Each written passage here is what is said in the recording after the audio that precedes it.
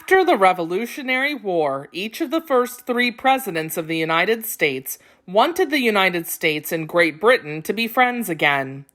Even before the Napoleonic Wars began, George Washington had tried to establish a peaceful relationship with the British. Remember, George Washington was the first president of the United States. Under his leadership, the United States and Great Britain signed a treaty called Jay's Treaty. A treaty is an agreement between two countries. In this treaty, the British promised not to get involved or interfere with the United States business or activities. During this time, one of the most common ways for two countries to maintain good relationships with each other was to trade with each other. The United States sent flour and tobacco and other goods to Great Britain. Great Britain sent tea and manufactured goods to America.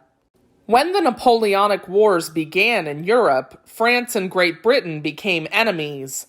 The United States was caught in the middle. The U.S. government really did not want to have to get involved. Merchants in New England relied on trade with Britain to run their businesses. France had helped America during the Revolutionary War. The United States wanted to keep that friendship too.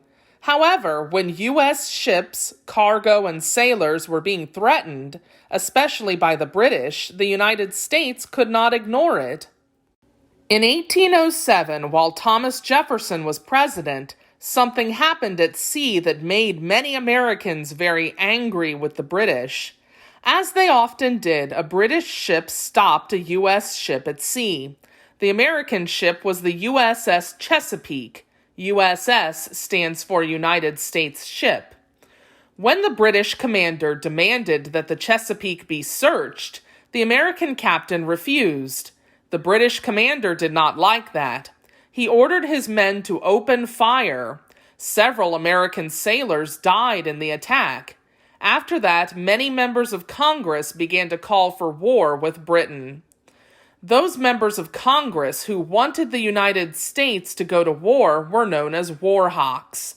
War hawks were the congressmen who wanted America to go to war with Britain to defend its freedom. As time went on, President Jefferson was losing patience with the British. Patience refers to the ability to wait for something without getting upset. He tried and tried to stop their aggression. In response to the attack on the USS Chesapeake, the government passed the Embargo Act of 1807. An embargo is a government order that limits trade. The Embargo Act stated that U.S. ports would be closed to foreign ships, especially British ships. An act is a law made by the government. This meant that there would be no more trade with Britain. The U.S. government hoped that Britain would lose so much money that they would be forced to change their ways. However, the Embargo Act caused more problems for American farmers and merchants in New England and New York than it did for the British. Britain simply traded with other nations, but the coastal New England towns depended upon trade with Great Britain. The merchants there were losing money by not being able to send or receive goods. In the end, the United States had to abandon the Embargo Act. Abandon means to stop doing or supporting something. You might think that what was happening at sea was enough to drive the United States to war with Great Britain. But there were even more problems on American land. Even though Britain had lost the 13 colonies to America, it still had control of land in the northern Great Lakes region and the Northwestern Territories. Britain also controlled part of what is now Canada. The British had forts and outposts along the U.S. and Canadian border. An outpost is a military camp that is located in another country. Most Americans during this time were farmers. Many settlers were moving west in search of land to farm. Although the wagons were on American land, the U.S. government began to suspect that the British were interfering with Americans who were settling in the Northern Territories, especially in the Ohio River Valley and the Indiana Territory. They believed that Britain was using its outposts in Canada to help Native Americans who were fighting to defend their land from the settlers. In 1811, many Native Americans fought to remove settlers from their land in the Battle of Tippecanoe. The U.S. Army fought back. The American soldiers had reason to believe Native Americans received weapons from the British. The British denied it. They insisted that they were only trading with Native Americans, nothing more. But now the war hawks, those who supported going to war with Britain, were furious. The British were attacking American ships at sea, and now they were causing trouble on American soil as well. The war hawks and Congress put together a committee.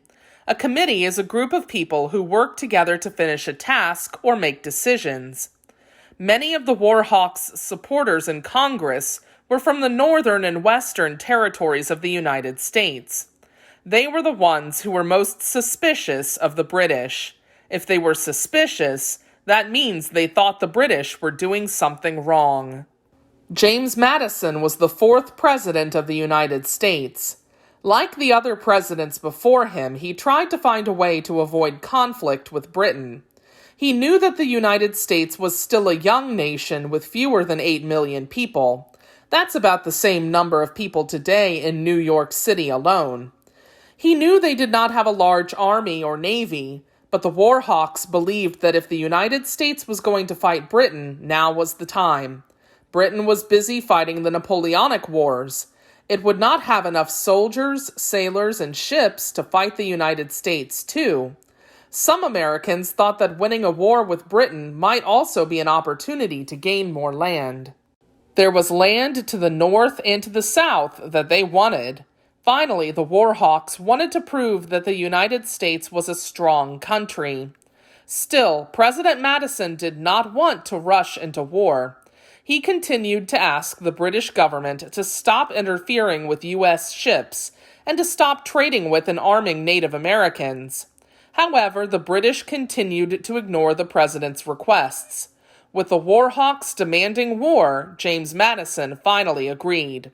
On June 18, 1812, the United States declared war on Great Britain.